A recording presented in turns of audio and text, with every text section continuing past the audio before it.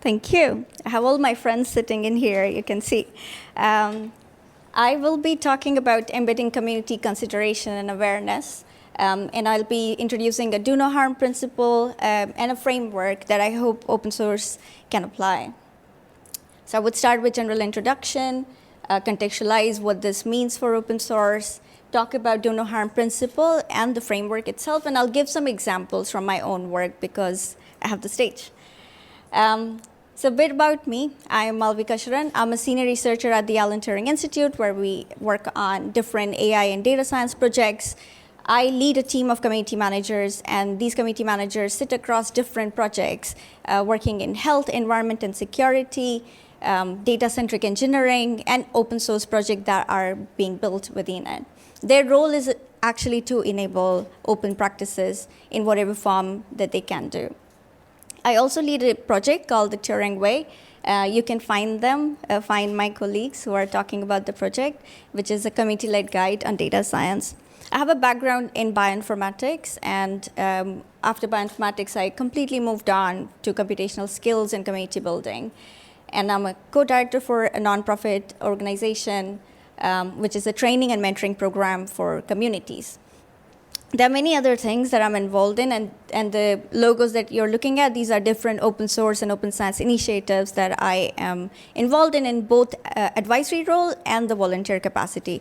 So my identities and experiences have absolutely informed what I'm going to talk about. So please take it as my perspective and not as an absolute truth. So I want to begin by talking about how economic divide and scientific divide are interlinked. So let's first understand what this looks like. So what you're looking at is the total global research and development expense around the globe. So in 2020, which is the most recent data that I had, the R&D expenditure increased to 2.47 trillion, over 3 times in 2020, which was 726 billion. 70% of the world accounts for low middle income countries. And they also are collectively only spending 1% of the world's average spending. This divide between high-income country and low-middle-income country is both cause and consequence of this disparity. The lack of investment in research infrastructure and people working in secure professions are actually causing this divide even more. So I would call open science, I would actually call it more open practices, because I've been told that open science does not really make people not working in science feel like that we're talking with them. So open practices has come as a catalyst for change. It has emerged as a solution, a practice, and a way of working in which we can think about positive technological benefit of a technology as well as community in ways by improving transparency, reproducibility, and integrity. Openness has also allowed for more accountability and public trust by letting them be involved in the process and ask questions and scrutinize what we are building. So how does that look like for open source? Sorry, I actually skipped too fast. I want to talk about open science because I identify as an open scientist and not so much as an open source developer.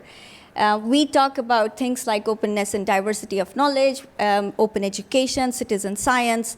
And I want to remind ourselves that open source is one of the open science things. But open source does not operate on its own.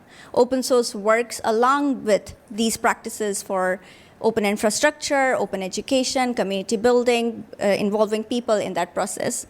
So that's the difference between when we talk about just open source, but also open source does not work on its own. To contextualize especially for open source community, this is a map from GitHub's research on different repositories that exist on GitHub. So there are about 420 million repositories. Out of that, 284 million are open source because they have probably a license. They have 65,000 repository which are talking about generative AI. That's something that everyone's interested in right now. And about 4.5 billion contribution in those repositories. All of these 4.5 billion contribution comes from about 20 million developers worldwide. So if you look at the scale, all the reds are where the high number of developers are, and all the blues where low number of developers are. And also their study shows that about in the next 20 years, we will have high number of developers coming from low middle income countries, specifically Asia, South Africa, Africa, Latin America, outside the US and Europe. So let that sink in, because I'll bring that back again. So our developers are very diverse, they come from everywhere. And they also are working in that ecosystem because of the open science or open practices, because they have the opportunity to be involved through these open ways of working, not just in developing software, but actually working with the community. Some community members act as educators, as mentors. Some are working towards skill building. Some are providing us community care.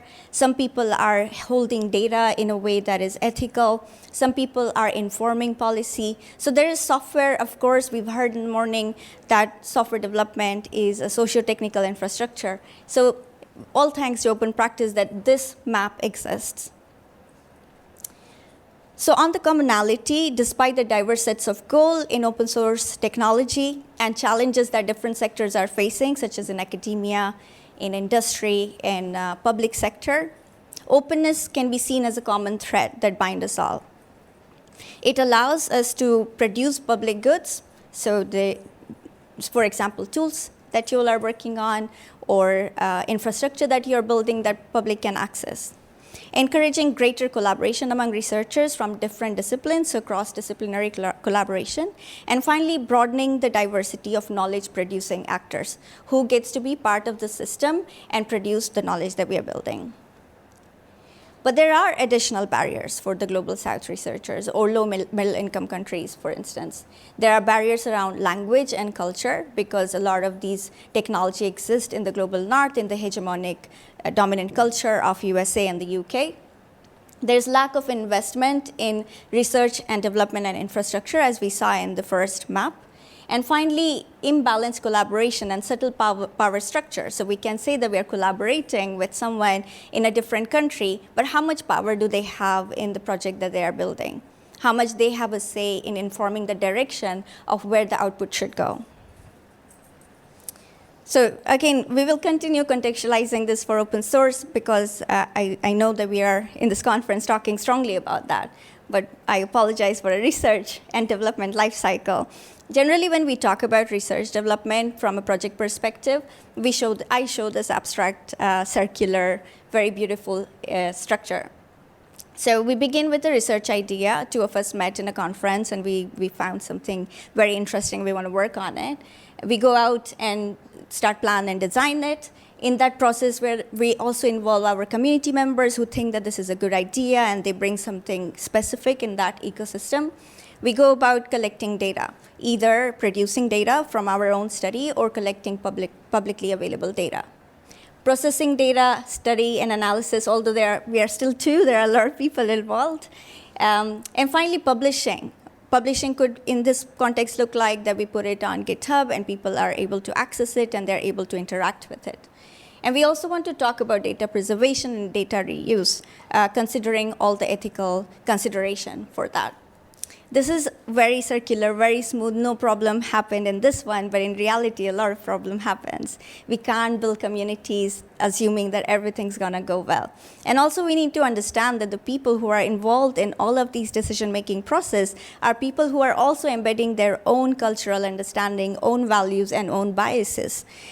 So who gets to say who gets to be involved, first of all, but also how many checkpoints do we have in this whole life cycle that we can sit back and assess what has gone wrong, where things can be improved, and how can we inform our community to do better next time. So how can we improve transparency through, for example, open communication, documentation, having opportunity to admit our mistakes in public, and so on. And of course, this does not, this does not stop for product development here, right? Product development also goes out in deployment, in monitoring, and inviting feedback from the community itself, but also applying regulatory restriction we may have in the country where we are doing this. So the goal is to provide sustainability pathway for the entire open source ecosystem, the software itself, the people who are involved in the production and maintenance, funders and community of users, as well as the context we are conducting this work. So map again, and I want to give a trigger warning because there's a XKCD is gonna appear and you know which one it is. Yes, it is this.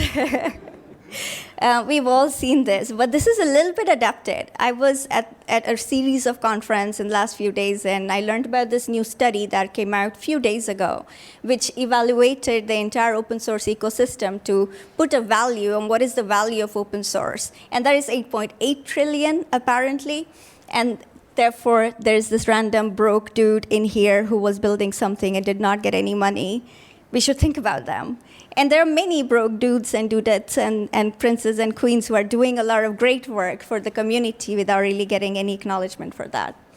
There are two more things I want to highlight from that study is that open source appears in about 96% of the code bases out there, and some of the commercial software use 99.9% of that open source. And another, if the open source software did not exist, the companies would have to spend 3.5 times more the cost of what they are spending now. This is a very exciting conversation. And also, my open science hat back on, are we talking about all the other things that are happening that are not in the GitHub? There's no carbon footprint or internet footprint for that. There are lots of people who are teaching, who are building different kind of policies. There are loads and loads of investment in areas that cannot be evaluated through just repository data scraping. This is a different version of that same image that I got from Amanda's talk at FOSDEM, which I like because we didn't have a map for this one. So you have these blue, which are billionaire companies who hire full-time engineers to directly work on a project. You have this pink where projects governed by these companies whose maintainers are not directly paid, and then rest of them who are thanklessly maintaining forever. This is a huge problem because when we talk about sustainability and cost, we do talk about developers, but we don't really know exactly how we can compensate them. And there is no economic model for that. And maybe none of the economic model would be actually correct because it's a complicated socio-technical infrastructure. I want to show you actually, this is not the last map. There are a few more maps. But this map is very interesting because now when we talk about open source, AI has come into the equation. AI is making everyone really, really wealthy. And if you look at this cartograph, this is very concerning because it talks about, it depicts the peer-reviewed paper on AI that's been published since 2014 until last year. And all of them come from the global north. Most of them come from the global north. And this is also reflected in the AI legislation or regulation that's been established. They're all in the global north. It doesn't mean that the other countries don't have recommendations, roadmaps, or strategy. They're just not legislation yet. And another study from PricewaterhouseCoopers says that AI would contribute about 15.7 trillion to the global economy by 2030. And only 1.7 trillion of that will be expected to impact the global south. I don't have any solution for this. It's just I find this very concerning. And if we don't look at these more often, we wouldn't really know who we are leaving behind. So it's very important to recognize who are the contributor of open source. So if you remember the GitHub map that I was showing you, the developers seems to come from everywhere, but they're not being compensated to the same degree. And what are we as open source community members doing? So I want to quote Nancy Fraser's Rethinking Recognition here, which fits very well, that what requires recognition is not group-specific identity. It's not enough for us to say that we have Global South researchers and actors working with us. We do recognize them. But sometimes misrecognition can also mean depreciation or deformation of the group identity in terms of social subordination, meaning that they are not able to participate in the same table as us. So the question that remains, How can open science or open source further equity in international context? Can we, the open source community, build socio-technical system where diverse stakeholders participate and are recognized, not just in accessing the knowledge, we all have achieved that access very well, but also in their participation for the production, circulation, and benefit of that system. This is where I have been doing a little research on do no harm. It's very preliminary, and my reason to give talk here is to actually invite you to work with me and understand if this framework actually makes sense.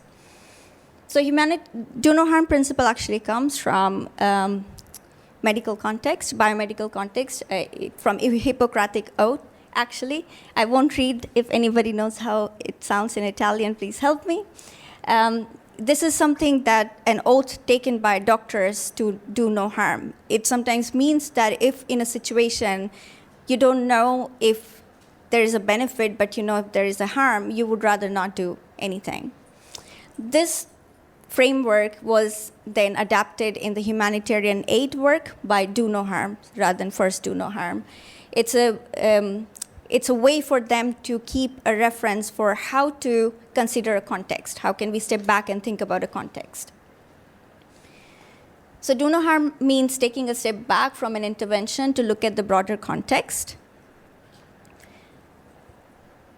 and mitigate potential negative harm or negative effect on the social fabric, economy, and environment. I'm quoting a paper, which is one of the primary reference for my study from Humanity and Inclusion F3E report. So why consider do no harm and open source? There are many, many reasons. Starting from there are uneven distribution of access to resources, there are threats of tech and data misuse, there are misinformation, disinformation happening as a result of AI, unfair incentives, not everybody gets to benefit from this. There are a lot of hidden infrastructure care work, a lot of people who are in community building, who are supporting other people, they don't really get the recognition. Also, especially if you look at AI, data labeling is actually being done a lot in the global south, but that data labeling is not being talked about as much when we talk about AI. There are language and culture barrier, poor governance in some of the community resources. There are complicated funding and investment landscape that are not easy to navigate for people who have never previously worked on that infrastructure. There are concentration of power, labor exploitation, economic uncertainty, and then I ran out of space, so you can add a few more, and there are many, many more. And that because we don't know them. That's why they're at the back of it. We know that there are certain harm, we just don't consider them regularly. So here are three main concepts that are part of do no harm principle. Intervention, for example, and aid. Environment where the aid is being supplied, and beneficiary who should be benefiting from that aid. This principle aligns very well with open science as an intervention of research. So let's consider if the open science practices are intervention. The environment can be considered as scientific and local context of people who are conducting the work, and the beneficiary are global research community. Now, if I convert that just for open source, you can consider open source practices as intervention, development and local context of people who are involved in the production of open source, and global developer and user community can be considered beneficiary, and maybe it's much larger. The problem with that as well is that there are many interventions itself affecting open source. So funding and investment, governance, policies, licensing, advocacy, grassroots community, and evolving best practices. So it's not as simple as putting all the open source into one box, but open source itself is contextualized. I want to acknowledge this ethical source license, which I came across very, very recently, but they have existed for quite a while now. It's a collection, ethical source licenses are a collection of licenses which don't call themselves open source, but they call themselves thinking in the benefit of human and considering human rights. So there are two licenses. One is Hippocratic license and do no harm license, which are very much in terms of informing user for what their technology can be used for. So it's not legal yet. They're really working hard to make it legal, but it's a social agreement. It's a set of ethical standards that licensee must abide by in order to adopt their code. So their effort was to actually stop bad actors from using their software, which has been a very strong conversation in open source. How can we stop someone from using my work when my work is open for all? And that's what ethical source license wants to avoid. But in the broader sense of open source or open science, this has not yet been discussed. So here are 4 areas that I want to consider it as the first part of framework. So first is stakeholder and beneficiary, which include all people of a community and their rights to science. Community functioning and relationship between actors, which are enabled by governance and decision-making process. The third is local economy of researcher in order to achieve scientific and economic equity. And finally, the environment and context where we conduct our work.